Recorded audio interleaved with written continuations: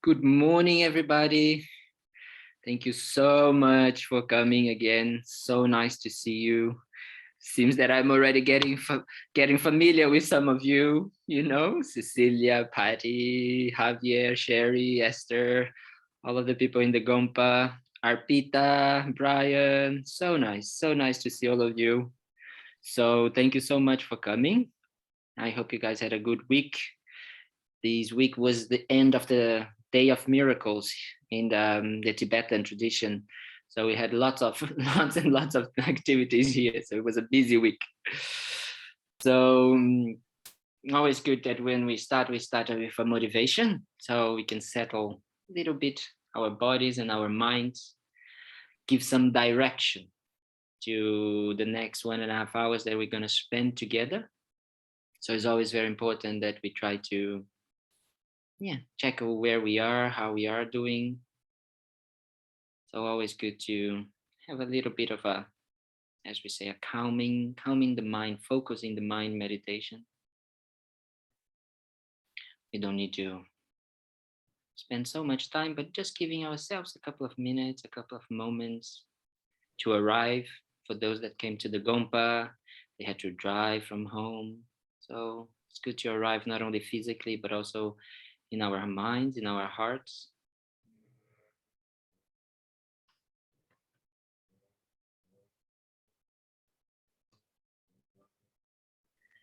So we can slowly open more and more space to think about how fortunate we are to be alive, first of all, having this incredible opportunity of experiencing one more life, one more time, one more day. Not only this, we have incredible conditions.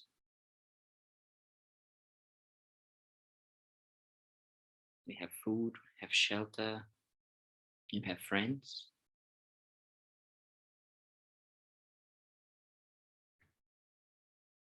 And we also have met the Dharma, the most precious, most important aspect for our spiritual growth.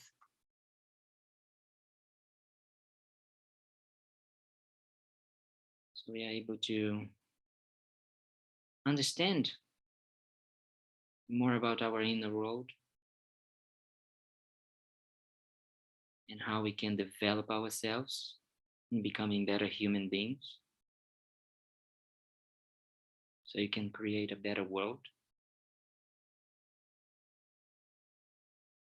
But most of it, if we only think about ourselves, we're not gonna go very far because we are totally interdependent. We need each other.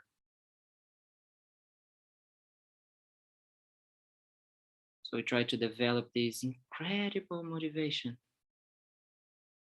as we call in Buddhism, Bodhichitta, the wish to achieve enlightenment in order to benefit all sentient beings.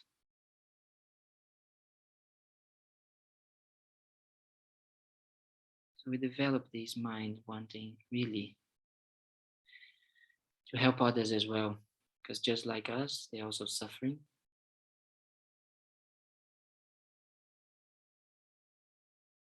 They're also wanting to be happy.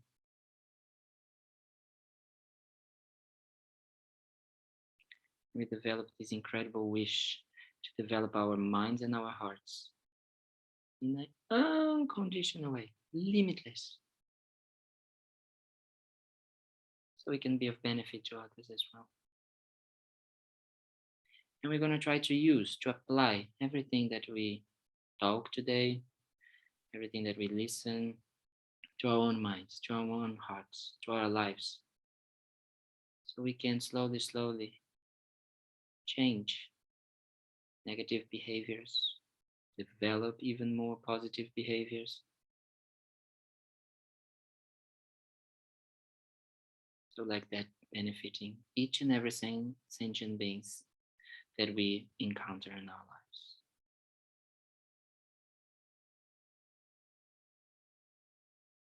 So with this mind, we do the Refuge and Bodhichitta prayer, really wanting to achieve this state of Buddhahood, this state of enlightenment, knowing that by becoming a Buddha, actually we can be of true benefit to all beings. Have an omniscient mind, understanding how suffering arises for others and for ourselves, we can totally decrease and cessate our suffering and develop all the qualities. So that's when we are doing the refuge prayer. It's very important that we keep this in mind. That's our goal. That's what we want. So we can be able to benefit others in the most beneficial and effective way by becoming a Buddha. Sangye chodan soki chonam la janju bardu dani kyapsu chi dagi chunye gipe sonam ki drula penche sangye drupa shu.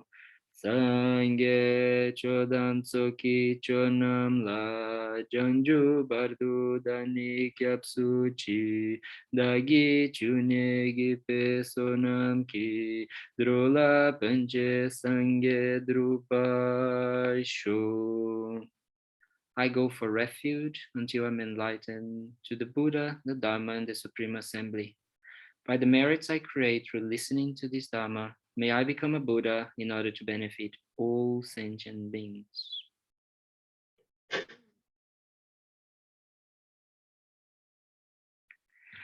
Thank you very much, Patty. Thank you very much, everybody. I couldn't hear the people in the Tupten Kungaling, but next time, next time we put it so we can chant together. So let's do a little recap, maybe what we've been talking already 2 Saturdays. This is the third Sunday, the third Sunday, and we have another one next weekend. So we've been talking a lot about how busy our lives are, how hard it is in some ways, even though we have so much of development, we develop so much our lives, we have so many things. I think especially we are so lucky in the Western countries that we are so developed in many ways, health wise or education wise, food wise. Sometimes we go here to do some shopping in the supermarkets, and I just see, like, I don't know, 20 or 30 different types of yogurt. And it just blows my mind how we actually need to create so many different and diverse choices just trying to look for happiness, right? It's very interesting if we really start to observe. We really try to mold everything in the small detail, to try to look for kind of like happiness into a yogurt pot. So it's now I think I can hear my own voice from Tupten Kungaling, but I think yes, thank you. So it's very interesting that we do that, right? That we constantly are looking for it. So that's why it's so important that we can actually start transforming or training our minds to see this. That's how we are, right? When we are going to the supermarket, of course, we need to buy food, we need to eat, we need to take care of ourselves. We are not talking about that, but how we can go a little bit beyond, a little bit more on trying really to find, like, happiness and absence of suffering in things outside. So we can see that in this life we are trying our best to not, all of us, as we said in the first teaching, in the first talk, I said none of us wake up wanting to suffer, right? None of us wake up saying, I would like to suffer today, that's my goal for the day. We don't do that. Now we are all trying to actually looking for ways to be happy, looking for ways to develop, and be kind to each other, to be kind to us. But the problem is that we don't know how, right? So the Buddhist teachings really comes to tell us to go inside, right? It's not about going into the supermarket and, not then going to the supermarket and not buying the yogurt, but it's realizing how we are, our mental state when we are going to look for a yogurt, that we don't actually look for happiness in there. We are just looking for something that will help us, right? to keep our day-to-day going. In the food prayers that we have here in Nalanda, we say, may it be for sustaining my body so I can be of benefit for others. So if we can start trying to actually put these in our minds, every time that we are going to buy something, let's try to use it wisely, as his owner says, right? As in a way so we can develop our minds and our hearts to be able to benefit others. So we need to learn how to do this. So we talked about how to observe our minds. And mind here, it's a broader concept, right? It's more of consciousness. We are talking about feelings, we are talking about emotions, we are talking about thoughts. So as I read once in a text, everything that makes our minds move, that's what we need to be observing, right? Everything that is making waves in the peace of our mind, that's what we are trying to catch, that's what we are trying to be aware of. So we talked about, and Arpita, she said something very nice, that right now, if we start to do that, we're going to recognize that our minds are like monkey minds, right? We talked about the monkey minds, how our minds are just jumping from one sensory pleasure to the other, right? We see something beautiful, we want to smell something nice, we want to taste something good, we want to feel something nice. So we are all the time busy, and especially nowadays in our lives, we're just receiving so much input, from all over, so many information. We are all the time slaves of our phones, just kind of like receiving information, receiving demands or things that are actually very appealing to our senses and appealing to our minds, to our monkey mind as it is now. It's kind of like it's banana to our monkey minds. You're all the time kind of like, getting this and getting that. And we start to realize that, well, in one way or another, we don't have awareness, or we don't understand, or we don't have control of what is happening in our minds. That's where we need to kind of like start to realize by understanding this. But being aware of how things work and what is happening in our mind is not enough. It's very important that we try to create these calm and peacefulness of mind, right? So that's why we started today the motivation with the meditation on the breath, being mindful, just really resting the mind and arriving. So, this grounding exercise, because right now it's just so much. So when we start to focus a little bit the mind, and when we start to really arrive, so the mind becomes already a little bit more peaceful in some ways. I don't know if I mentioned that, but I always talk about, because I used to work in a bank, and we used to talk a lot about multitasking, right? And I was reading some things about that long time ago, and multitasking is the biggest lie that we have been telling ourselves in our worlds nowadays. Multitasking, instead of like actually helping us to create a focus and calm mind state, it makes our minds go even more all over the place, right? We are actually not able to focus and to concentrate all the layers of awareness that we have in something that it can be very useful for ourselves and others, but we are all over the place. Of course, that like multitasking, we can talk about when we are driving, we are multitasking in some ways, because we need to be aware of what's going on. If another car is coming, we are looking at the mirror, we are passing the gears. Well, I think that you guys in the US don't have these things anymore about passing gears, but when you have to drive and you have to do many things. But this is different, because this is just layers of our mind, of our awareness, that are all together, coming together for the act of driving. So then we try to drive and text or phone. And we know nowadays why this is so dangerous, because our minds totally lose focus of what is happening. So many accidents happen because of that.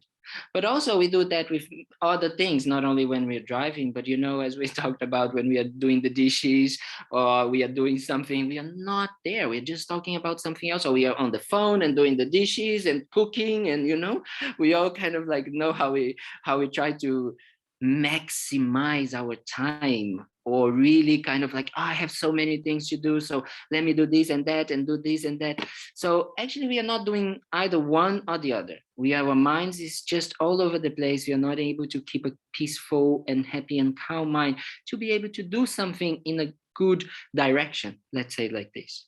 So that's why it's so important that we be careful with multitasking. We shouldn't believe in everything we read, in the newspapers and things, and we should really observe our minds to see how things are, right?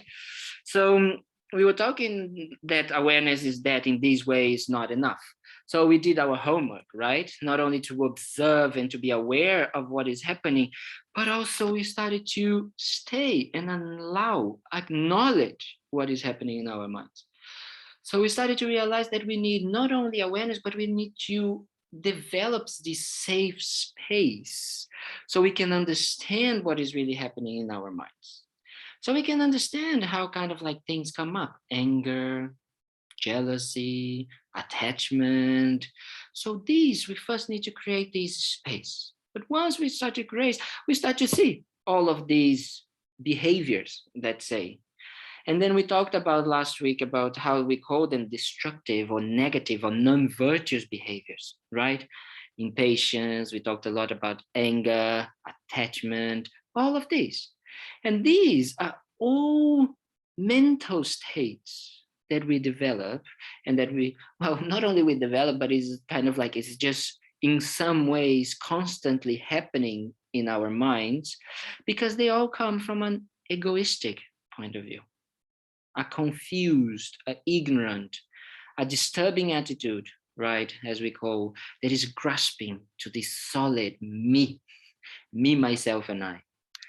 So this is very important, that we allow these, that we acknowledge these, that we see this, that this is where we are, right? That's why the Buddha started with this. That's why the Buddha started talking about the suffering and the causes of suffering.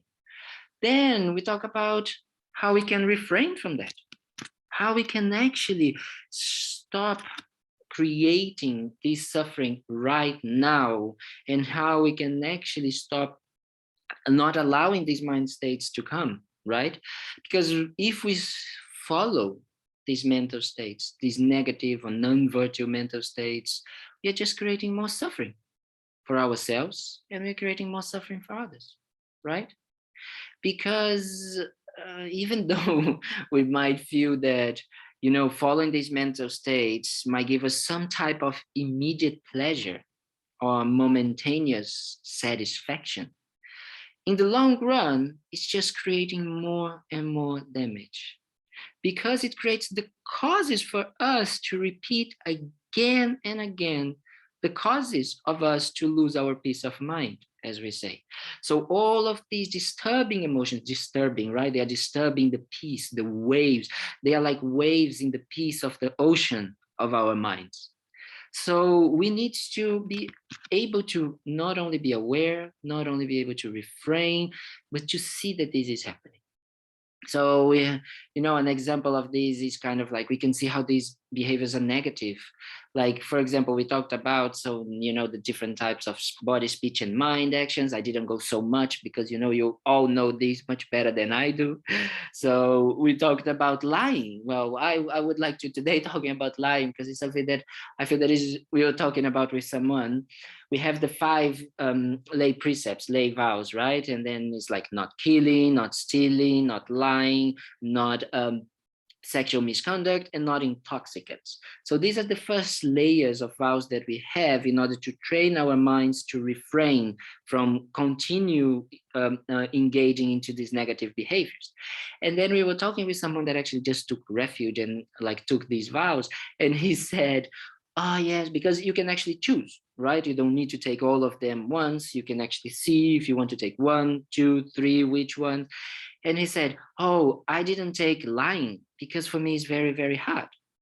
And it was very funny, because we started to realize how it is so hard, because it's so easy to delude ourselves and to transform and manipulate ways and the ways we behave, the ways we talk, the ways we want, in saying things to, oh no, but it was not really like that, to manipulate reality, to say, no, yes, but I have this intention, and because we sometimes are not really aware of what's happening in our minds, right? So lying is a very sneaky, very, very kind of like difficult thing to be able to catch in our minds. But not only lying for ourselves is something, if we can think about, when we lie to someone and then many months pass, we don't even remember what we lied, for. So we are always a little bit anxious if someone is going to discover what we lied for, right? Like, oh, wow, someone is going to know what we talked. And then we start to kind of like be anxious about it. And oh no, and we try to kind of like manipulate it, and we don't forget it. And we are kind of like, oh, maybe if he talks with this person is going to know. So it's better. We make these crazy things in our lives just because of a little lie, because we didn't want to actually engage into the possibility of just having a confrontation with someone, right? Or really expressing our love, expressing our emotions, expressing our needs, because we were not aware, or we didn't allow this to come up, right? So all of these distractions and emotions, they come as a way, as our coping mechanisms right now for us to deal with things that we feel discomfort with, right? So not only lying is something that is for us, but if you think about it, if people start to discover that we are lying, people start to not trusting us, right?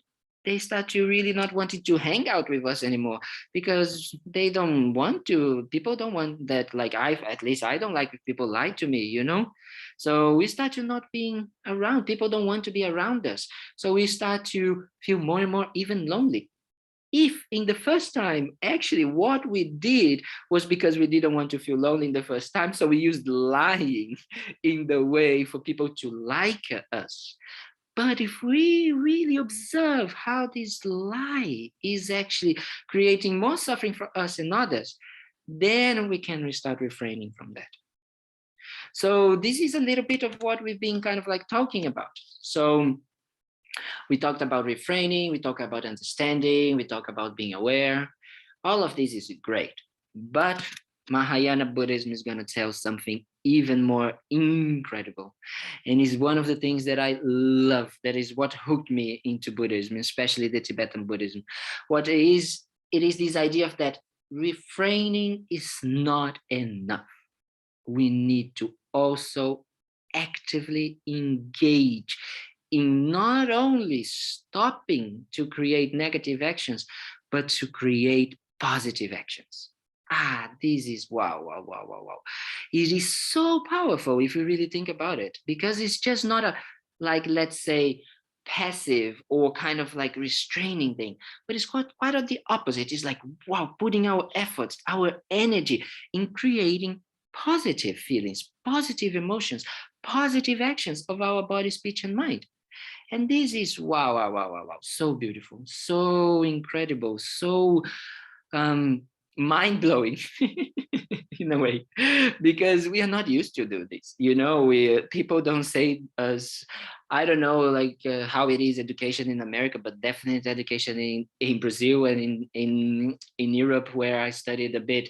It was always about me, and about kind of like how to deal, and how to be better, how to overcome, and always kind of like pushing for more and more and more, but not really pushing for more, thinking about others or thinking about something that is actually developing something good for ourselves. So we are not used to do this. So I really feel that this aspect of the Buddhist path is just incredible. When we talk about Sangye, we talked about that already, the word Buddha in Tibetan. Sang means to really refrain and cessate all the negative, disturbing emotions that we talked about. So this is the first part. But also, Ge is the development of all the good qualities of the mind into an unconditional, limitless way that right now we have no idea what that means. But we only know that we already have right now qualities. Because this is also a tendency that we have. And I think each day more and more, unfortunately, and especially younger people, to be very tough on ourselves and not see the good things that we already have. All of us here, we have good qualities. All of us here have developed some type of love, some type of compassion, some type of patience, some type of generosity, some type of unconditional love for others. We have. We do. It's just we need to also tell ourselves this. We also need to observe and see this in ourselves, because sometimes we are the toughest people with ourselves. We are all the time trying for more and better and bigger and greater, and oof, and we don't see. And we don't see that where we are is good enough as well. But that's where we say, yes, but I can see that I can still improve, that I can still see things in a better way. Yes, but first we need to also acknowledge that we are okay right now. We also have good qualities already developed. So how we can develop even more? So even more means we already have, right? I don't know if my English is good enough, but when we say that we can develop even more, in my understanding means that we already have some, right? So this is so important for us, so important for us to acknowledge this, to really, give ourselves a tap in the back, and say, well done, we are doing a good job. Because normally especially if we think about, we have this tendency of comparison, right? We are comparing all the time.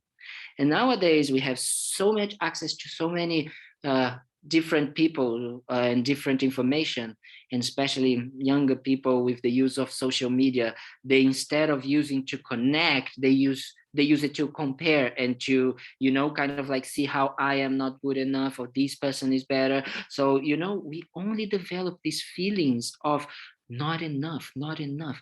That's why, unfortunately, like um, um, what we call depression, what we call even suicide rates is very high with children and young adults because of that, because people feel that they are not enough.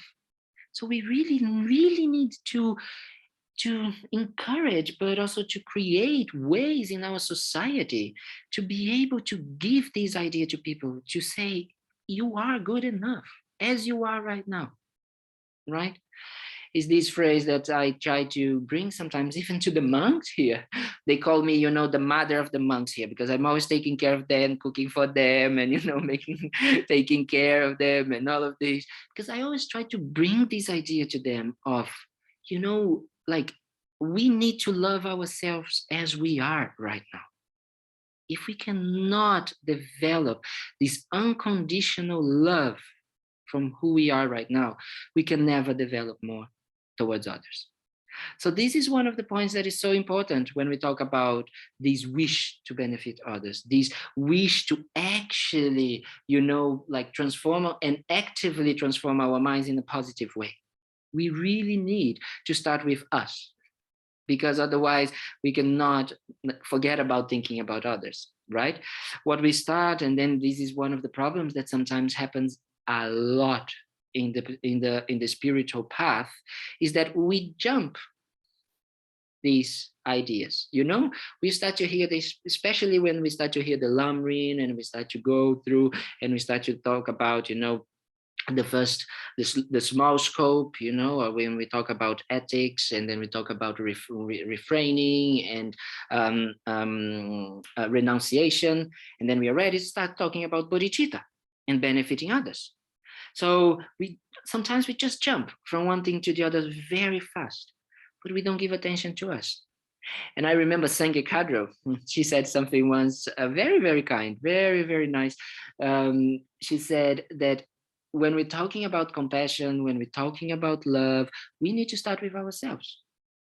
We need to start with our own minds, with our own ways of kind of like developing this towards ourselves, because we cannot develop towards others, because then it's going to be fake. It's going to be trying to be someone, trying to be something that we are not right now. So we actually need to become this, right? So we can actually become love, we can actually become compassion, we can actually become patience, so we can actually share with others.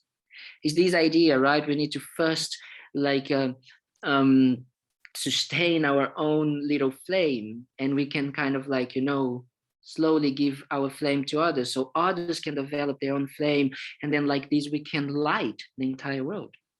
This is so important, so important. But we need to be very careful. As we talked about before, we need to be very careful. It's a very thin line between taking care of ourselves and being selfish and being lazy and being attached and being anger and being all of these destructive emotions. So that's why we need to first do the first part that we talked in the last two sessions, to be aware, to develop this space, to be, very kind of like knowing ourselves, meditating, right? Familiarizing ourselves to ourselves, how we work. So we have this very figure out. Like, we have this part figured out, so we can slowly start developing the good qualities and not become actually selfish, not use it in a selfish way. Misuse it, we can also use, right? This aspect, this idea of being self-compassion, self-love, self-kind to each other, because it's very tricky, very, very tricky. So we need to be aware of that. But that's okay as well if that happens. That's we also not gonna kind of like boom, give ourselves. We are our best friends and we are worst enemies. This is what we need to be aware of. But we can develop. So as I was saying, refraining in a way creates this absence of suffering, but it doesn't create real happiness. When we start to refrain from engaging to these negative patterns and behaviors and habits of our mind, we are just creating this absence of suffering. It's like sometimes they give these examples, like when you have very tight shoes, and you're walking the entire day, you with the tight shoes and you're feeling, and then you finally get home and you take out the shoes, you know so you kind of like you refrain from using the shoes, so you stop at using the shoes, so you have this feeling of like, oh god, okay, the suffering of having the shoes is gone, of the tight shoes. So this is what we talk about refrain. But what we're talking about here is that actually real happiness comes from cultivating behaviors, mind states that are motivated by genuine concern for others. So it's a very action wise, it's an engaging way. It's actually, let's say, forcing our minds, like forcing training. It's like going to the gym. We can say that actually we can lose weight by refraining from eating so much. Let's say this is a way it works, yes, but also we can go beyond and we can make exercise, right? And we know that making exercise requires a lot of energy. Today, someone said to me and say, "Oh, you look very, kind of like strong." And I say, "I look fat," and they were like, "No, no, no, you just look healthy, healthy." And I love this way that we kind of like we do this. And I say, very good. So now I need to do some exercise more, and I need to eat less.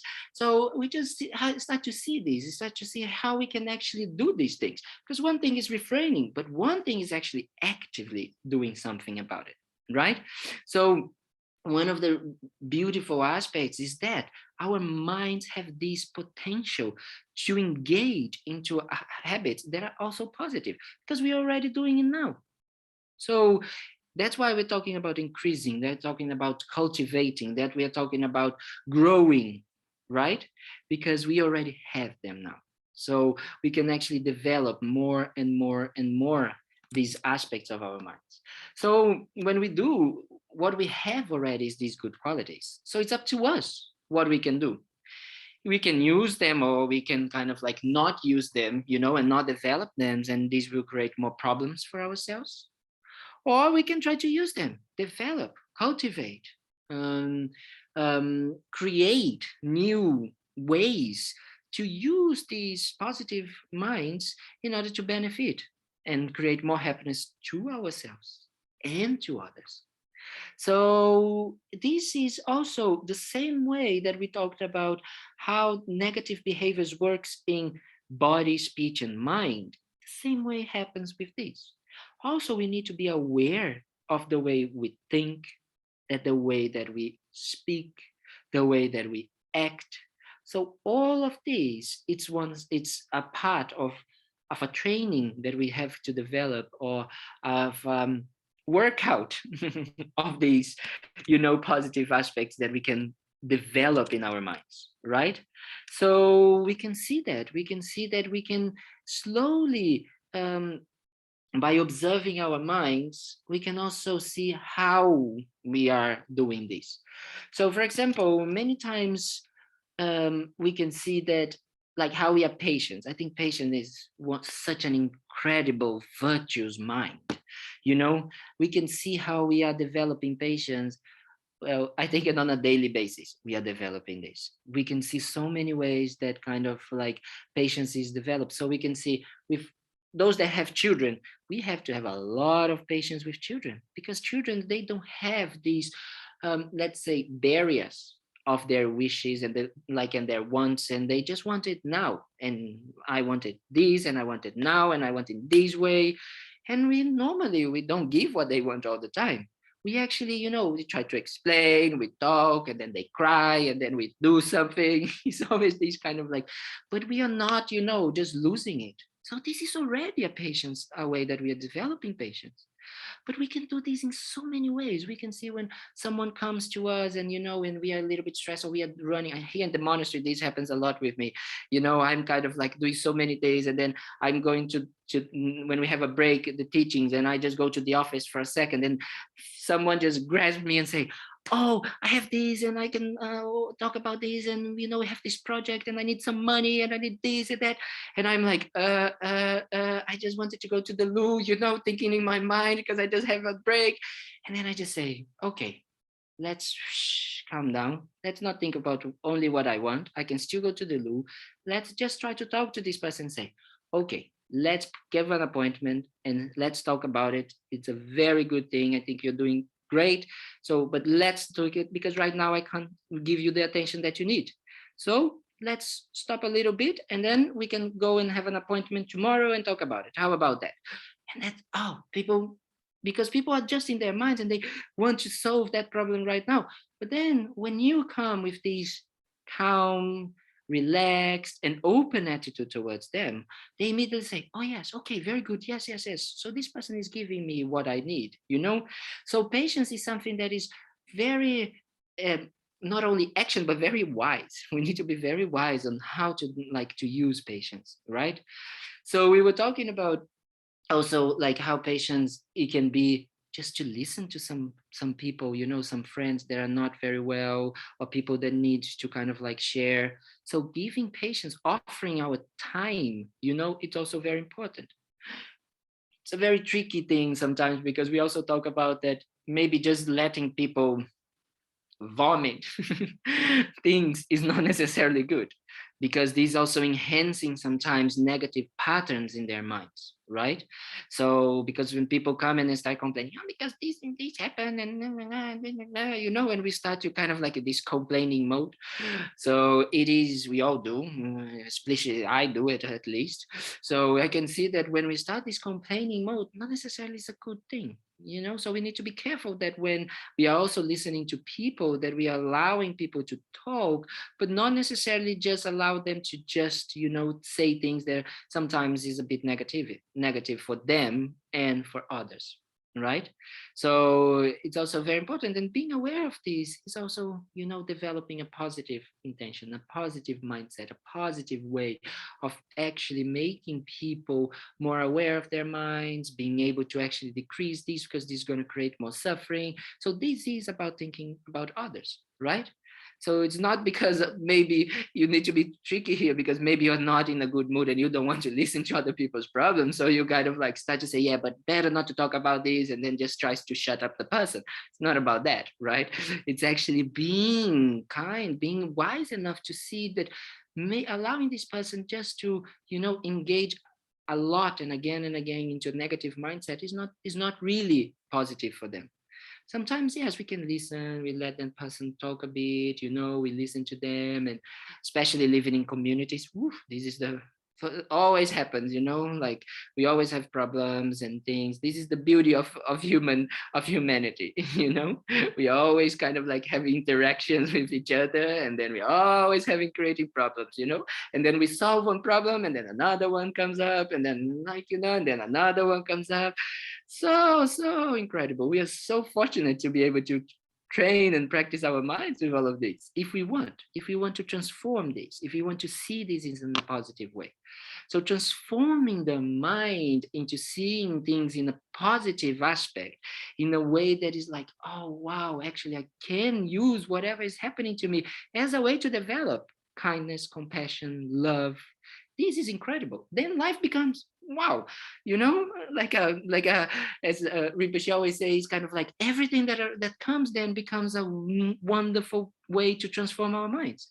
Like Rinpoche has this beautiful book. I don't know if you've already read, called Transforming Problems into Happiness.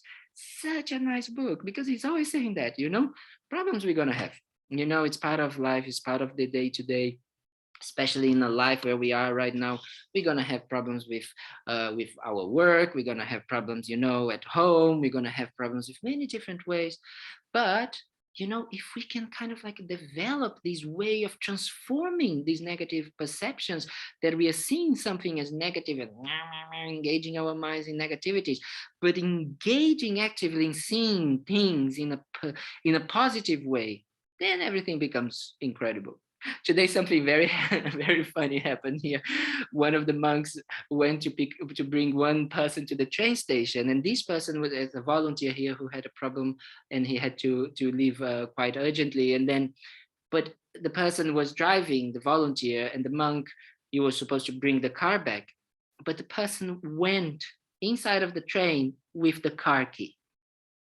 So it was so funny, because we were like, oh, and then he calls us laughing, the monk, just laughing and laughing and laughing, and say, you have no idea what happened. And he's in Toulouse, which is 45 minutes from here, so it's not like just like five. And he says, oh, he left with the car keys. And these normally, it was close to lunchtime, and you're getting, he could be so angry, he could be tired, and he said, okay, so I'm gonna go for a walk, I'm gonna enjoy Toulouse, and you guys can come up and pick me up whenever you have time. So this for me is just an incredible way that we can also transform our minds. We see a situation happens, it's already there. Like, we cannot jump into the train. We cannot make the train come back. The train is already gone. The train already departed. There's nothing we can do about it. But what we can do is that what we have, we can see it as an opportunity to actually then enjoy the Sunday in Toulouse, and have an ice cream, go around and relax. Maybe we had other things, and oh yes, we had to do something, or yes, but that's already like how it is. So we can transform actively what we are happening to us into something positive, right? This is what we are talking about here again and again, and that's what we need to start. So it's these two aspects of our minds that we need to be so aware in our daily lives: how to decrease negativities when negativities comes, and how to develop positivities when they are when like negative situations or difficult situations arise. So it's these two. So we go balance, we go balancing this. We also talk about this in a way in Tibetan Buddhism about purification. And we talk about accumulation of merits. Oof, these word merits. I always think about, it's kind of like these bitcoins or whatever money things that I don't understand so much, that is kind of like just making these kind of like online accounting kind of like system of points, but it's not like that. It's just merits, developing merits, or creating merits, or accumulating merits. It means, in the bottom line, to develop positive mind states. That's what it means. It's how we actually develop mind states that are going to help us in our day-to-day, in difficult situations. And purification means that how we decrease, how we stop creating, refrain from creating the causes for future suffering.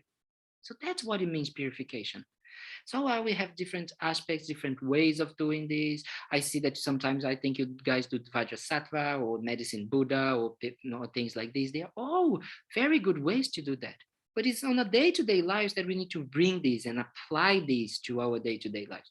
This is the important aspect, not only when we sit down and we do meditation and then, we forget about it, our day-to-day life. So it's like cleaning something and then making it dirty, cleaning something and making it dirty. And we're not going to move, we don't kind of like evolve, we don't move on our day-to-day lives. So this is why it's so important that we also start to see how then to develop these positivities, how we can see, observing our minds, observing our feelings, our emotions, what we can actually develop in a certain way. I did once one exercise here with one of the monks. One of the monks was having this very negative view about himself, and he was not good enough and this. And then I said, can you tell me some, if you like, good qualities about yourself? And it was so hard for him to see what are the good qualities we have. So if we just take a moment now, let's try to do, what are the good qualities we have? If we need to be not being like proud, but kind of like, but in a way, yes, pride as well, like having pride on things that we already developed. Maybe we are very loyal. Maybe we are very kind of like, we pay attention to others. Maybe we kind of like, we are very friendly. We are very compassionate, because compassion doesn't mean only, for others, but like I have Esther here, who is a bodhisattva of compassion to animals, taking care of so many cats and so many dogs. This is also compassion. We're not only talking about humans, we're talking about all sentient beings here. So we can see that these aspects of our minds, they are already there. And this is incredible. The Buddha is going to say to us, yes, take this. And now we can develop, we can grow. Oh, Doreen also has a dog over there. She's also a compassionate dog owner. Yippee! So we can actually develop these immeasurable in a limitless way. And that's what we need to do. That's what we need to slowly, step by step, day after day, minute after minute, second after second, trying to cultivate these positive aspects in our minds. Because these not only creates, as we say, refraining creates absence of suffering, but this creates such a happy state of mind. Happiness comes from that, from cultivating these positive qualities. Happiness comes from growing and developing these positive qualities like love, compassion, consideration for others. So these create more satisfaction, because also, if we understand cause and effect, as we were talking about before, if we lie to others, right, people will not want to actually be around us. But if we are aware of others, like, if someone that is working with us or in our day-to-day lives, someone does something nice, we also need to acknowledge this.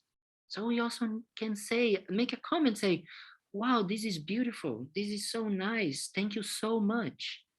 So actually acknowledging also the good qualities of others, or how people also did something in a nice way, this is so important, so important. Giving compliments. Of course, we need to make sure that we are not making compliments in a selfish way because we just want, to be loved and things like that, which it's okay as well, in a way, because that's how we are right now. But we try to develop again and again this genuine feeling, because the same way that we don't want to suffer and we just want to be happy, others are the same. They also don't want to suffer. They also want to be happy. We all like when someone, comes and like we're doing something hard work, or, and then someone says, wow, such a great job. I remember when Rinpoche, Lama Zopa Rinpoche, when I first met him, and I was doing the water bowls, as I told, and then 4:30 in the morning and all of this, and then Rinpoche arrived, and it was the first time that we were doing the water bowls at Rinpoche's house, and Rinpoche was there, and the nun said, don't make any noise, don't do anything, and I was like, oh, okay, and I was there, just a small little, like, doing water, and Rinpoche, the first thing he comes and he appears at 5:30 in the morning, he says, thank you so much. Everything is so beautiful. Thank you so much. So this is that. This is exactly the type of thing that we need. We all have that. in ourselves. We can all make others happy. We can all make other people, feel good, feel well. So by just doing this, by just sometimes acknowledging them, when you go to the supermarket and you just like the person is just there for hours and hours and hours, almost like a machine, just passing food after food and after food and counting, and you just say, how are you? It's too much. It's You've been here for too long. Sometimes I have many talks and I think people in the supermarket, they hate me when they are after me because I keep talking with the cashiers.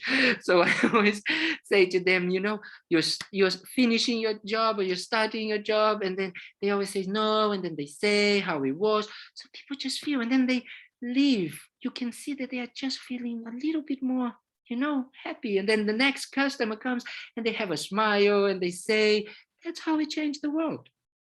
But if I don't have this perception of my mind of the other, then I'm just gonna go, yes, she's just doing the job. She just needs to do. I need to go home. I need so many things. Blah blah blah. Me. And then and then something happens, and then everything becomes heavy. But we start to see slowly again and again this beautiful, I love this word in Buddhism that we call interdependence. Wow. This is, I think, is the biggest thing. We are all dependent on each other.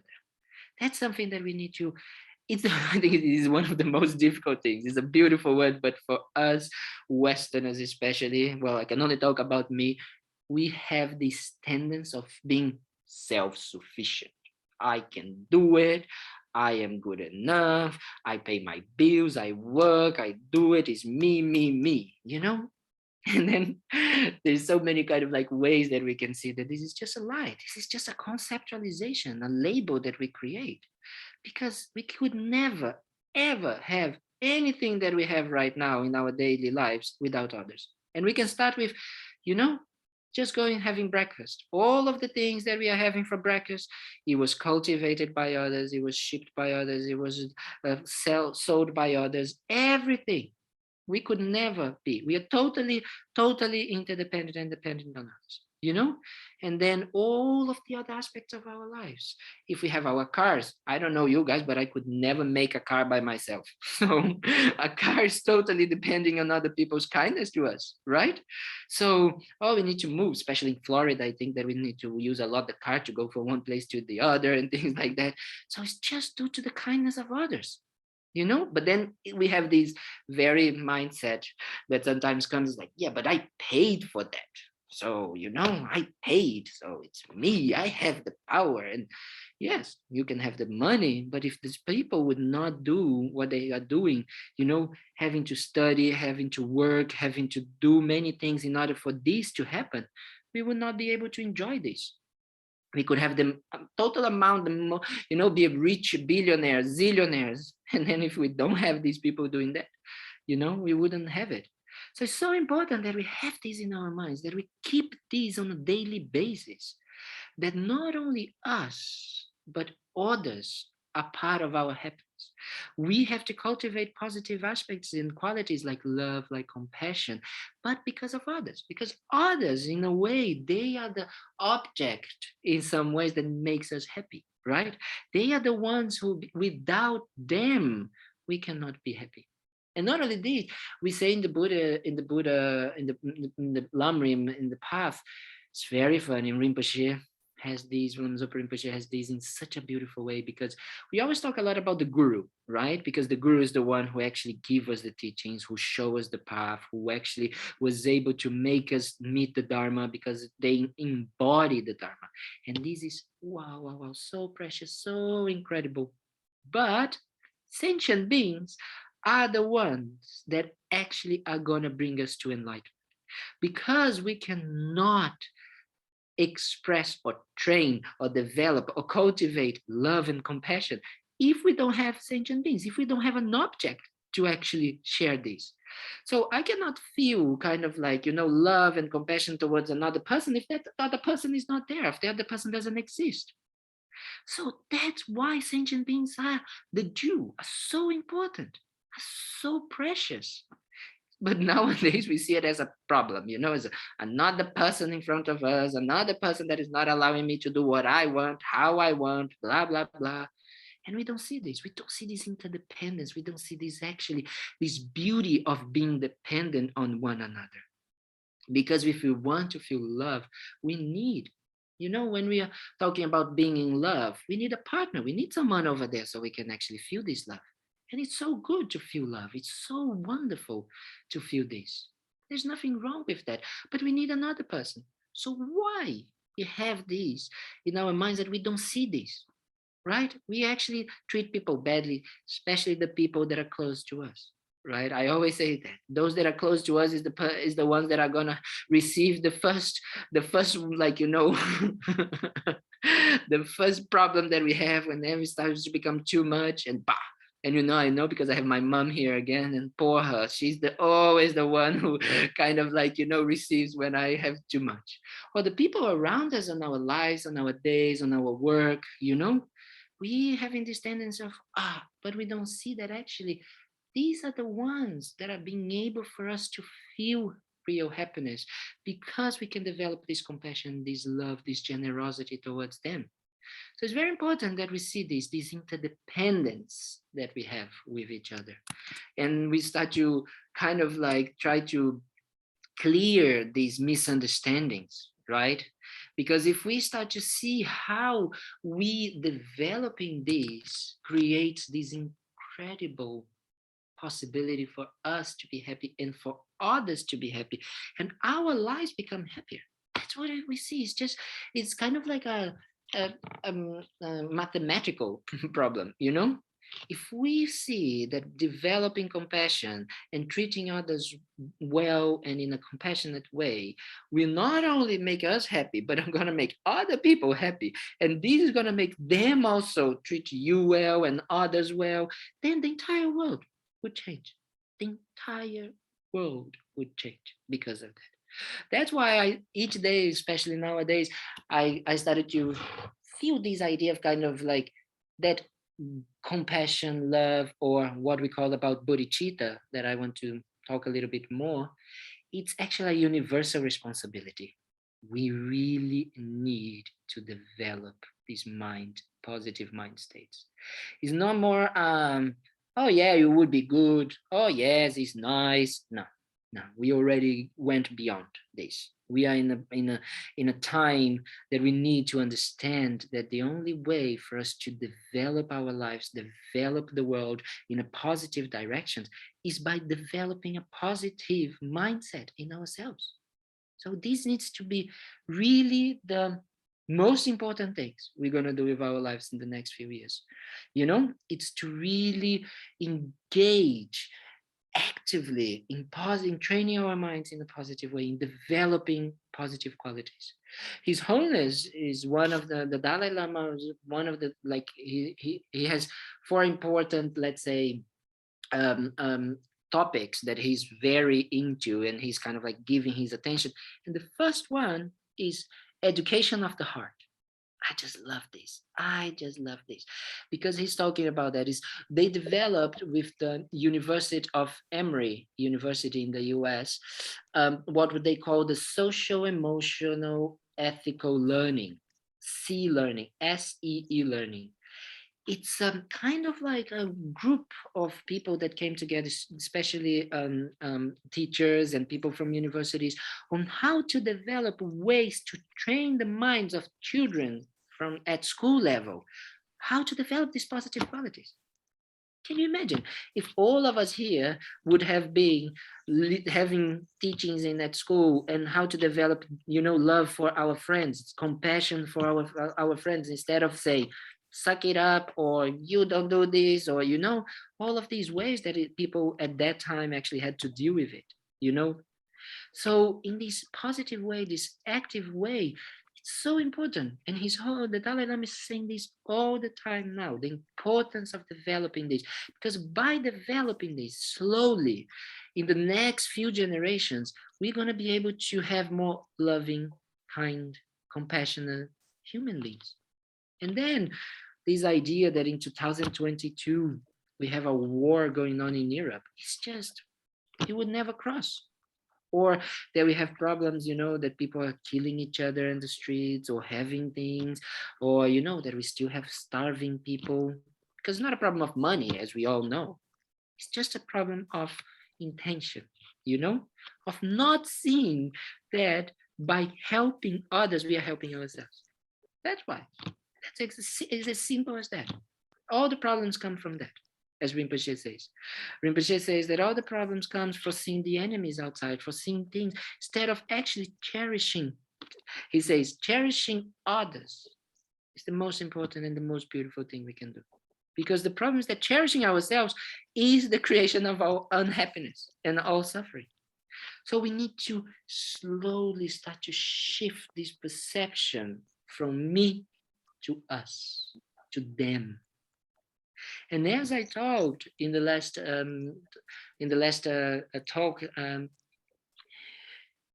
I have a teacher, Geshe Lamsang from Valencia, and he said, it's not about forgetting about us. It's not that now we just forget about us and we think about others, but it's slowly we add others. We just go slowly adding others' welfare, others' well-being, others' needs, others' wishes, other kindness, like how we actually start. And we start from anyone who is around us, or even here online, whoever it is that we get in contact with. So we start putting, that other person also as a as a as a component for our motivation, for our actions. We start to kind of like we put the person's well-being into our decision making process, so we can also think how to benefit that person, and not only about us. So slowly we go adding more and more people, and then like this we start to decrease this so concrete self-cherishing attitude, this me. That is actually quite tiring if we think about it. It's very heavy, something that actually makes us, only think about how I am gonna do this, how I'm gonna do this, me. We wake up with this song, in our minds. I want this, I need this, it's all about me, what I am gonna do today. Oof, it's just so tiring. And then when we wake up and then you say, what I can do for others today, what I can do to kind of like to benefit others, or what I can do. Oh, this person, she told me yesterday that she was not feeling so well. Maybe I'm going to call them. We're going to go for a walk, for a coffee. Or, that person, we arrived in the work and they were a little bit, and then you can say, oh, maybe I can do this, buy a little chocolate, give her, put it on the table. You don't need to even know that you are the one giving, but just thinking about others, because we know that when we are down, when we are feeling blue, we also like, when people help us or people give us a little bit. So it's just that, it's thinking about how we can actually treat others the same way, that we would like to be treated. So this is very important, that we kind of like try to give these. Training is muscle, it's like a muscle, like when we do exercise, it's also a muscle. We're just not used to train it, but we can, because we already have it right now. We already had this beautiful aspect of our minds, that we already care for others. Especially if we talk about in Buddhism, Tibetan Buddhism, we talk a lot about the kindness of the mothers, right? So how the mothers took care of us so much. Not only carrying us for 9 months in their bellies, kind of like having so much uncomfort with these, and but then giving birth, which is something that must be very painful, and then taking care of us, feeding us, and of course parents as well, dads as well, because we have so many people, and I'm not only talking about like here the mother figure, the mother person, but who play this role in our lives, right? Like, because we were not raised by our mothers, and maybe we had problems with our mothers, and our mothers didn't had the possibility of developing this, and that's fine as well, because we know in one way or the other that they were doing their best, right? But we have this, we had people that took care of us, we had people that feed us, we had people that like change our diapers when we were feeling kind of like when we made caca and pee pee and all of these, so they took care of us. So this is so incredible, so kind. So we talk a lot about this, that we can develop this even further, that we already received it, and we can do it more and more. I don't know, when we have like also children, like we also start to see this, how we can actually, do the best for them, how we can actually develop this kindness and then this love. But we don't need, when we have brothers as well, or sisters, or, family, even friends, we already have this potential. We already develop and use this in our daily lives. So this is so important that we can actually kind of, work these positive states in a limitless and unconditional way. So that's what bodhicitta is all about. That's the big word, the Tibetan Buddhism talks about. Bodhi. Bodhi is enlightened, and chitta is mind. So enlightened mind. And as we talk, enlightened means that being who was able to cessate totally the suffering, and that developed entirely the positive of the mind. And that's why we were trying to do. That's what we are trying to do. But we are doing this not only for ourselves, because I see that a lot in Brazil. I was talking to this the other day here with some monks, and because I'm the only one from South America, and especially from Brazil, which is a very kind of like difficult country in many ways. But also, if you go to India and Nepal, people sometimes they develop this strange idea that they should like have good things and good cars and good houses and all of this, and they live in a bubble, and the surroundings are totally destroyed, totally bad. People are not happy, people are not this, but as long as I live in a bubble, I'm going to be happy. And we know it's not like that, right? How can you live in a place where it's actually totally, you're surrounded by misery, by poverty, by, suffering? And we are just looking at this in a certain way of saying, oh yeah, but as long as I'm in my bubble, that's what we have this tendency to do. As long as I'm okay, oh yeah, everything's okay. But we don't see that this interdependence, because then we go out and then we are robbed, and then, we have problems, and then, there is fights, there is, so many difficulties in society. That's because of the selfish mind, because of the mind that is not thinking about others. So all the problems, if we're going to go, sometimes it's very hard for some people to understand that, because, when we talk about what is actually the problem of Ukraine, the problem of Ukraine is this, a selfish mind. The problem of the war in Putin's mind is just that, so everything that comes down to, if we go kind of like going, is this. It's not only thinking only about ourselves, but not thinking about others, So this is very important that we can see, and we can see how this transform our minds. And then we can do the same thing with others. We can engagedly start to prove our minds and try to say, oh, wow, how is those other people around us? I remember there's a very nice school called the Alice Project. So it's a project that from Valentino, which is a very old student of Lama Yeshe and Lama Zopa Rinpoche, and he started this school in India first, and I think they have also in Italy. It's a school that is trying to develop these inner qualities, right, in kids. And I remember I went to visit with Lama also, and there's these little kids. They are like 3 to 5 year olds. They go inside of the classroom, and they have 3 jars with different colors of little stones. So black to say that they are not in a good mood, white to say that they are peaceful, and yellow to say that they are happy. So all of these kids between 3 and 5, before going into the classrooms every single day, they need to check their emotional state. So then they just come and they pick one and they put into the big jar. So why they decided to develop this? Because they started to realize that if there is one kid that put a black stone, because maybe there is something that happened in the family, there's something that is going on with them, with a little other friend, and a problem, he's not able to concentrate in the classroom. So he's not able to actually learn anything. So they said, let's first deal with this. So then the teacher comes and the teacher says, okay, we have a black stone. Someone here is not feeling well. If someone wants to talk about it. gives this opportunity for someone to talk about it.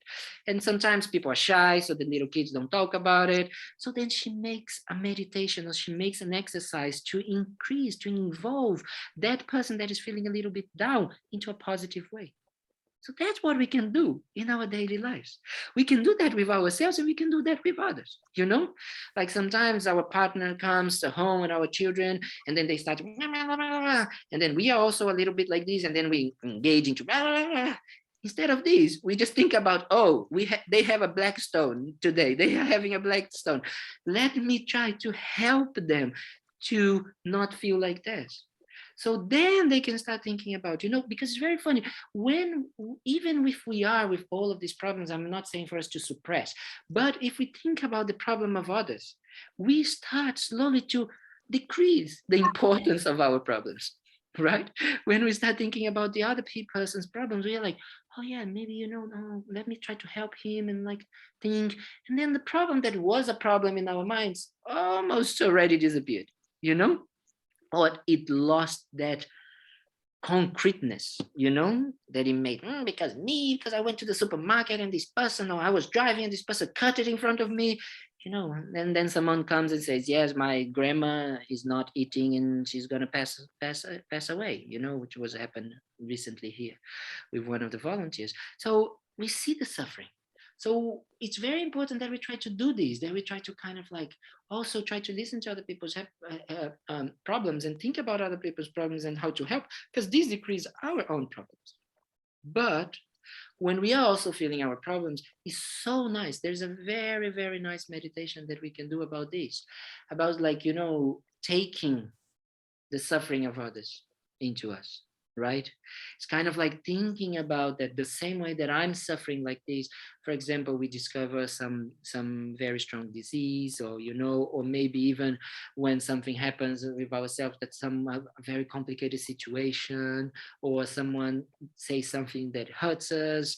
So the same way that I'm feeling that feeling that is very uncomfortable, other people are feeling that as well.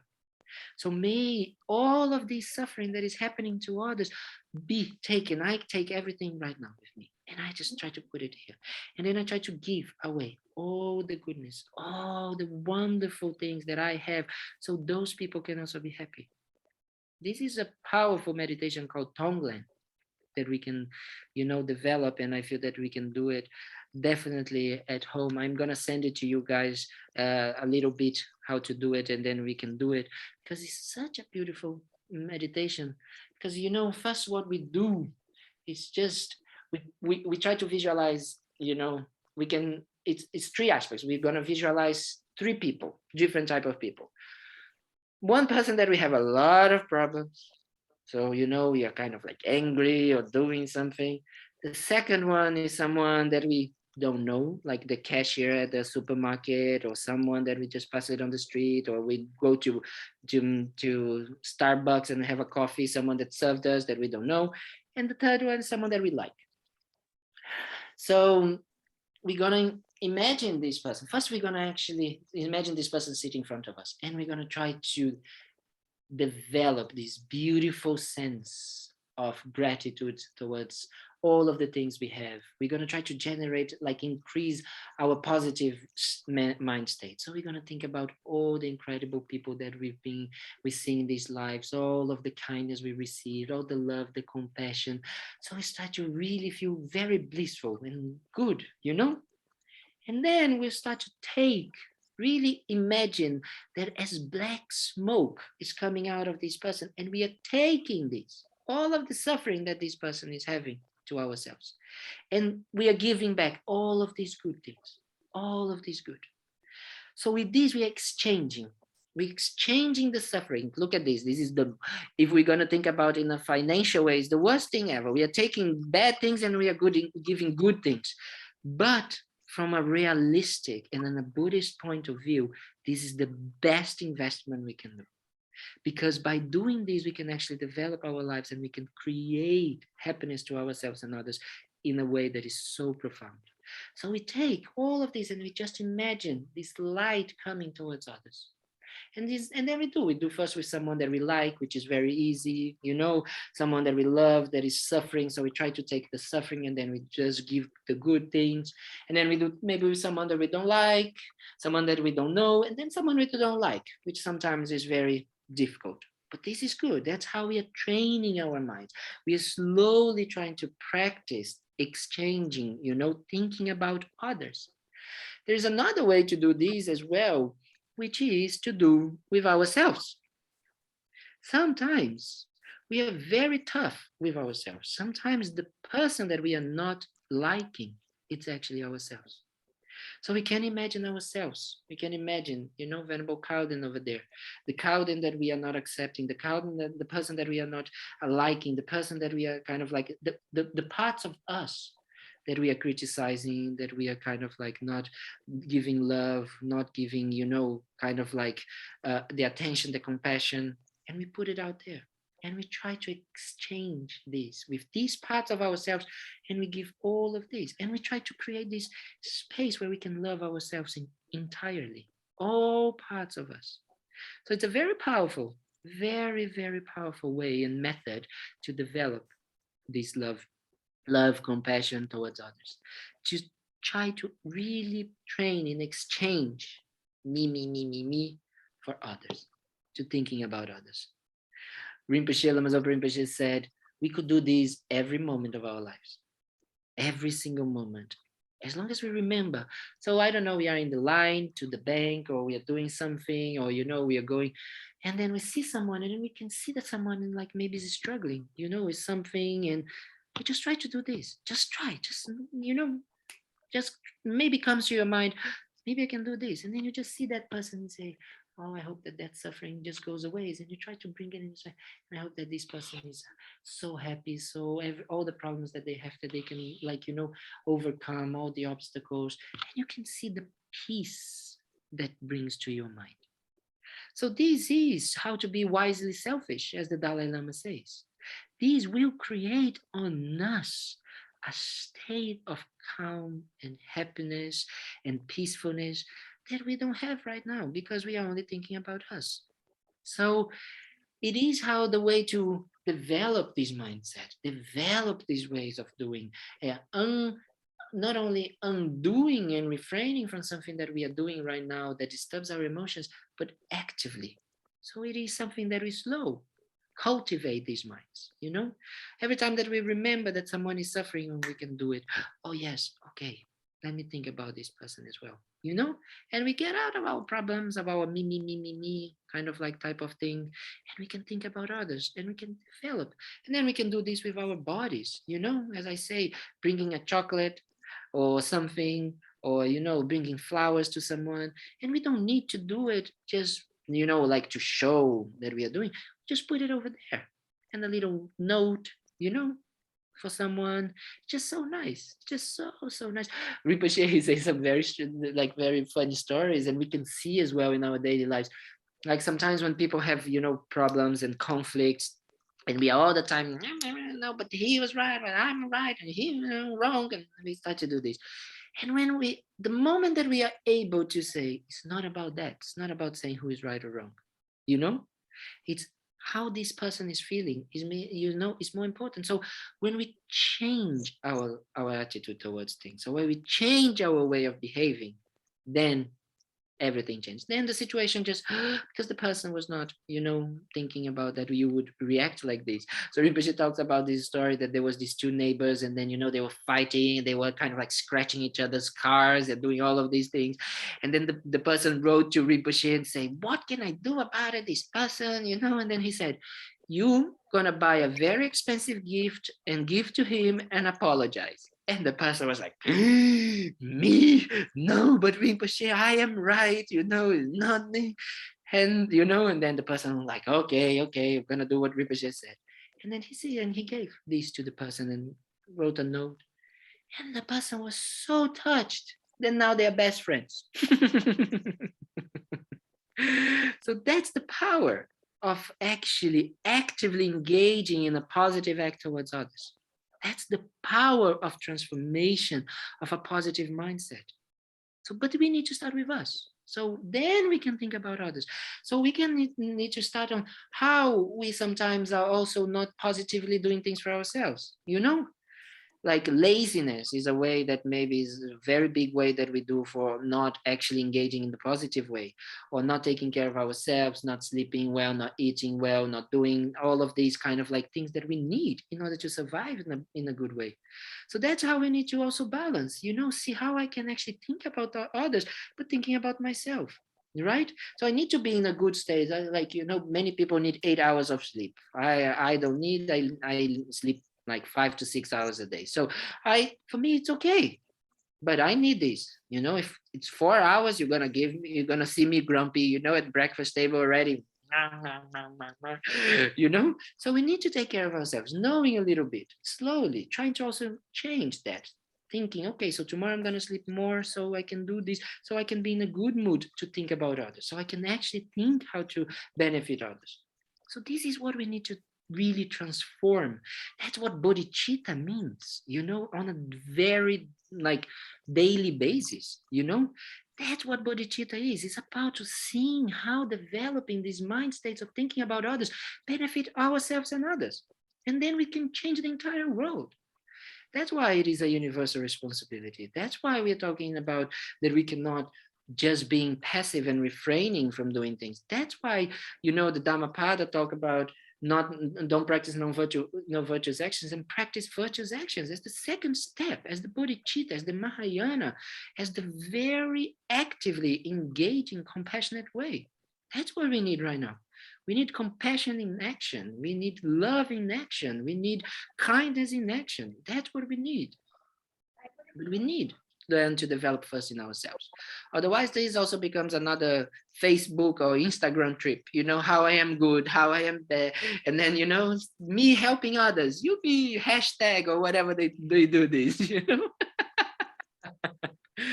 So this is what we need to kind of like be very careful as well, to not become another ego trip, right?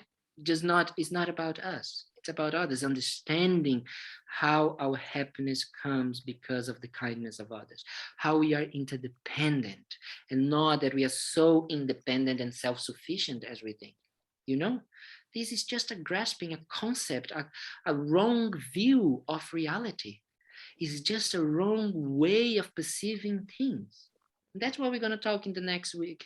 We're going to talk about the nature of the mind. We're going to talk about really reality. We're going to talk about what actually is the most important and beautiful aspect of the Buddhist teachings, that we talk about reality, how see things as they truly exist. So right now we cannot see how things truly exist. Why? Because we are thinking only about ourselves. We are just in our minds. And we first need to develop this compassion, develop love and kindness towards others. So like this, then we can not only calm down the mind, but also develop positive qualities. So when the mind is open to see reality, so mind is open to see our true nature. So mind is open to see the nature of our minds. That's the beauty of it. They are very, very mathematical things. These, you know, these Tibetans and the Buddhist teachings. It's very, everything makes sense. You know, it goes slowly from one step to the other, developing. We cannot just jump from one thing to the other. We cannot just think that we can do, because that's one of the things that I didn't mention. But we sometimes, when we do that, oh yes, I'm only going to thinking about others, I'm not going to think about myself, and then in 5 days we are burned out. You know, we just burn out because it's not sustainable. It doesn't come. These things take time. Like, you know, planting a tree takes time for the tree to actually have a, you know, have a structure, have like a strength to be by itself. So like these, we also need to build up this love and kindness towards ourselves and others. So it takes time, because otherwise we can also have the tendency of bypassing these aspects. You know, bypassing means like jumping, like, you know, levels that we should slowly integrate in our minds, in our daily lives before, so we can actually develop this love and kindness toward others. And you guys are going to have, I think, a beautiful teaching with Venerable Sangha Kadru about that. So I highly recommend all of you, if you can, to do it, because she's just such an incredible teacher, you know, and talking about love and kindness, compassion, love and joy. Wow. This is so important, so beautiful, because then she's going to go into more details, you know, in developing equanimity. So important. We are so fast in telling who is our friend and who is not our friend. I like this person, I don't like this person. We are so good at, you know, and putting people into boxes, into labels, you know. This is something that we're going to talk as well next week about labeling, how we label things. But we don't believe and we don't perceive that we are the ones labeling, you know. That person is not bad or good because we say that they are bad or good, right? It's just we are creating, we're projecting these into people. So we believe in these and we react to that. So we're going to go into deeper and deeper understanding how we can actually see these and change, transform our minds. This is the power of the Buddha. This is the power of understanding and the beauty of understanding our minds and our hearts, that we can actually transform ourselves. You know, that is transform our reality. And if we're saying that we are interdependent, by transforming ourselves, we are transforming others as well. We cannot transform others from outside. The only thing that we can do is transform ourselves from inside. And these will create, by this interdependence with one another, this shift in others, you know, because the way that we are, if we are nice to people and we say something nice to people, people will feel this nice, so they will change as well. So then they will be nice to others, so they will be nice to themselves. That's what we can do. But we need to do, each of us individually. It's a very self-responsibility type of thing, you know. Buddhism is not easy, because it's quite the opposite of what we are doing nowadays, which is like, yeah, you know, blaming outside, blaming others, everything, you know, everybody else is the cause of my problems. No, we are the ones choosing if we want to be happy or if we want to be unhappy every single moment. So that's why we need to develop these ways to cultivate, and we need to understand, and we need to practice on a daily basis how to develop this, how to be compassionate, how to be loving kindness, and understanding interdependence, understanding the kindness of others, understanding how we are totally dependent on each other, helps us on a daily basis already. Right? So we can see that, and we can feel how precious actually life is, because we have all of these people, all of these beings that we can share, that we can do, that we can kind of like love, because love and compassion is such a beautiful feeling that is so nice to feel. And we can do this, and we can feel more and more and more unconditional. Wow. That's why I think that it's very important that we do this to ourselves, and we can do this to others. And like that, slowly, we change ourselves and the world. That's why it's a universal responsibility. That's very important. It's His Holiness is saying, we are all brothers and sisters. We need to see this. We need to see how we do this. It was so beautiful to see the Dalai Lama back. He had these teachings, and he was back, you know, in the middle of everybody. And you could see the people being so kind, you know, this devotion. And he was playful and happy with others. And that's what we can do, you know. We can actually be that for others. We can be these like inspiration for others. That's what we need. We need more and more people that will inspire positive change in the world. That's what we need. And all of us here, we have this potential right now. All of us here, we are already in one way or the other these agents of change, agents of positive change. But we need to start with ourselves. We need to take care of our minds. We need to open our hearts. That's what we need to do. Okay? Again, my blah, blah, blah. And you guys are here. Wow. So kind of you. So kind of you for listening to me. Anyone has any questions? I didn't even ask today if people have questions or anything. Oh, Brian raised a hand, maybe. Yes, good morning. I wanted to check with you, what is the name of that school that you said in India? And also you mentioned someone in Valencia. Can you So, it on, please? yes, so the name of the school is called Alice Project. Alice project. Alice from Alice in Wonderland. So it's Alice project. It is it's, I don't know if they have so much, but it's based on what we call the universal compassion and the universal education. So it is also very important to have, you can have a look at the CSEE learning. It's a social, emotional, ethical education, which is the development of with Emory University of these practices, and it's quite accessible. They have all of this material. It's super nice, and you can bring this to your life, to your work, to like school, especially for if you know about teachers or people that are teachers or teach kids or have anything. I highly recommend that they get in touch with this as well.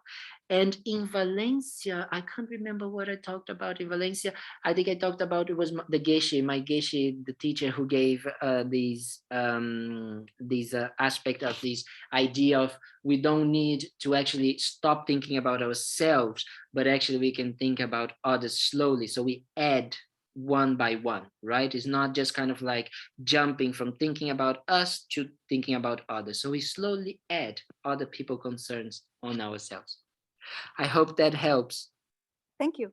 You're welcome. General Okay. Kalden, I think there's a couple of questions in the chat. Okay. Is it possible for a person to give too much to others and have that be a negative behavior thought pattern? So so it means that we give too much to others, and this is a negative behavior. Is that it? Or you want to explain a little bit more?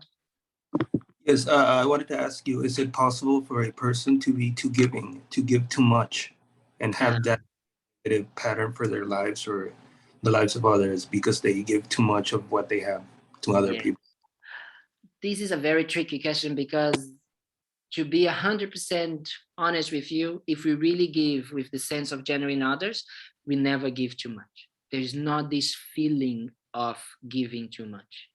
So if it is true and genuine, and it is not about, because if we think about it, it's unconditional. We are not expecting anything. We are not wanting to receive something in return, right? This is the altruistic mind. This is the total altruistic mind. The problem is that right now we still have a selfish mind, thinking about ourselves. So we need to acknowledge this, and we need to know where we are, as we talked about. And then we give what we can. We give wisely, understanding our minds, what we can, what we are able to deal with, right? And that's good enough. But slowly we go expanding what we can give. We go expanding and increasing and growing the amount of love and compassion that we can give to others. So this is the training, right now, as I said, we already do that. We already give to others. I'm sure you do a lot, to many people. So should a person feel like should Yes. a person feel like obligated to give a certain amount of money, or should they just give what they feel in their heart that they should give? This is exactly this. These obligations are just mind creations of who we should be, or what we think is things, how things should be, or who we should be. That's what we're going to talk about next week, is like these very ingrained senses of self and ideas and labels and boxes that we put ourselves. We create this concept and we say being a good person is to give $100,000 or $100 to these people, but it doesn't matter. Like the action of giving with an unconditional like love, or an unconditioned mind of giving, it doesn't matter if you're giving $1 or $100,000, because it is the intention that counts. It is the mind, it is the wish to actually give. If we could, you could give everything to that person, if you really would like, but we will never feel that we gave too much. We only feel when we gave too much is because we had regret, right? We regretted that we did this, because I didn't get what I wanted, or I gave and this person didn't say thank you, or we gave and this person didn't actually, did what I wanted after this. So this is the mind that we need to be careful with. I don't know if it answers a little bit. Yes, very good. Thank you. Thank you for your wisdom. Thank you. And Ralph is going to ask if there's any questions in the Gampa. Ah, very nice.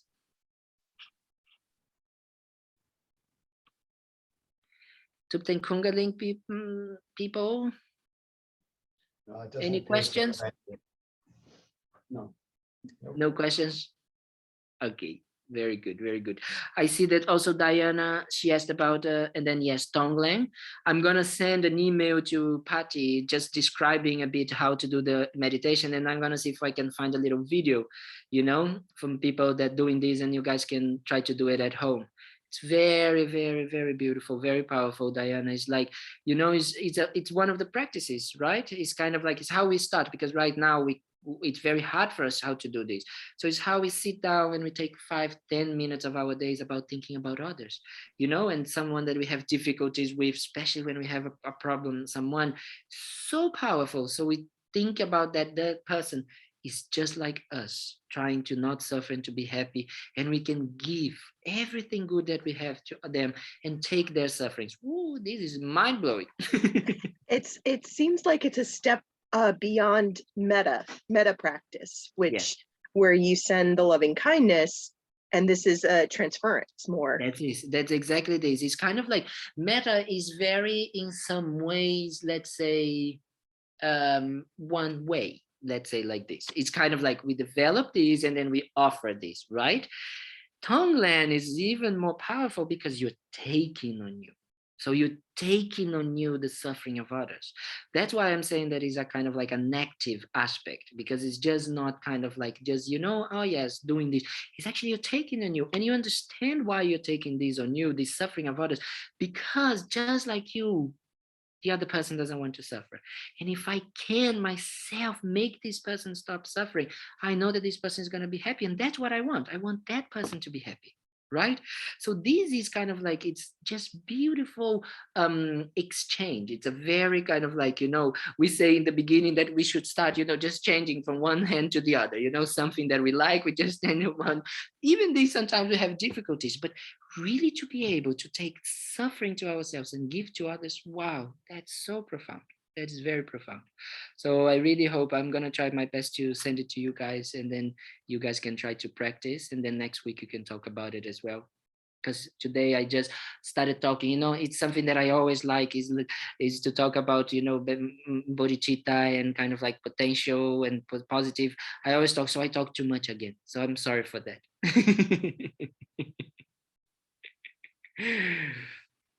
So we just take this time to, if anyone has any questions, we just take, hello. We just take this time to dedicate, because dedicating is in some ways also offering, right? We just try to take a moment to feel, to regroup, you know, all of this energy, this positive energy that we created here today. And we just feel, wow, wow, wow, wow, wow, wow, wow, how fortunate we are.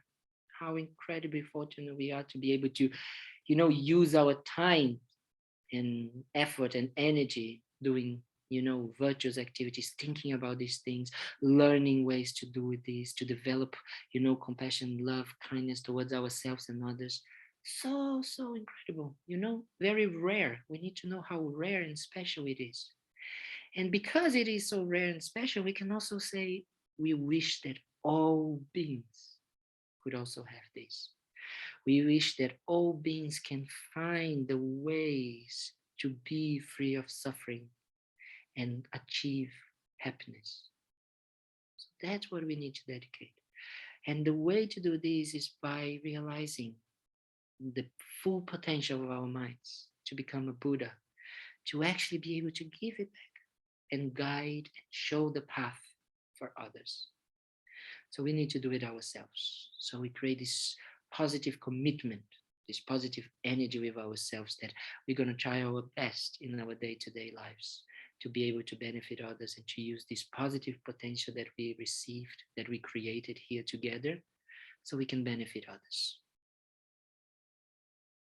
And we dedicate especially for our teachers, because without them we would never be able to listen and meet the Dharma, so they can live long and healthy lives.